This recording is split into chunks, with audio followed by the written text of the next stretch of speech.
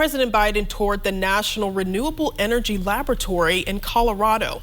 He took a look at a giant windmill blade outside the lab and got a demonstration of wind turbine technology. The trip comes as the president pushes his agenda to tackle the climate crisis. The president says his Build Back Better plan will modernize infrastructure, strengthen the country's resilience, and create well-paying jobs. Well, residents in Texas are starting to pick up the pieces left behind by Hurricane Nicholas. Although it was short-lived as a hurricane, Nicholas still packed a powerful punch. The storm flooded neighborhoods and businesses, forcing residents to clean up damage left by strong winds and rain. Nicholas has now downgraded to a tropical depression, but experts warn that it could still dump up to 20 inches of rain in some places over the next few days. Well, NBC News projects that California Democratic Governor Gavin Newsom will stay in office after prevailing in the state's recall election. Frustration with COVID-19 restrictions, as well as Newsom being caught not following them, helped recall organizers gather the roughly 1.5 million signatures they needed to force the vote. But Newsom made his mask and vaccine mandates the closing argument of his campaign, warning that a Republican replacement would undo his health restrictions if elected. He also framed the race as an epic struggle to protect California's progressive values from followers of former President Donald Trump.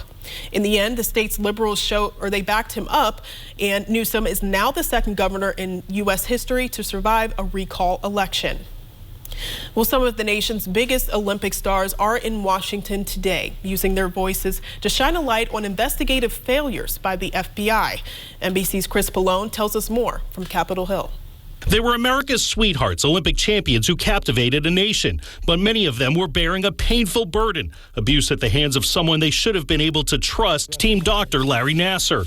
Last month, gold medalist Simone Biles told Hoda Kotb why it's important for her to speak out for fellow sexual abuse survivors. Still being the face of kind of like gymnastics in the USA and everything we've brought, it's not going to be buried under the rug, and it will still be a very big conversation. So we still have to protect those athletes and figure out why it happened, who knew what when. A July Justice Department report detailed fundamental errors the FBI made in handling accusations of sexual abuse against Larry Nassar. It said despite the extraordinarily serious nature of the allegations and the possibility that Nassar's conduct could be continuing, senior officials in the FBI Indianapolis field office failed to respond to the Nassar allegations with the utmost seriousness and urgency that they deserved and required. It was alarming, it was shocking, it was heartbreaking until it was publicly disclosed.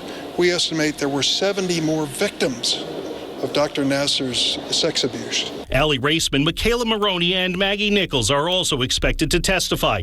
NBC News has confirmed the FBI agent who first interviewed Maroney about her experience with Nassar in 2015 has been fired. In the end, we want to make sure nothing like this ever happens again to any young athlete or any other young person, young woman. More than 250 women accuse Nassar of sexual abuse. He's expected to spend the rest of his life in prison. Chris Pallone, NBC News, Washington.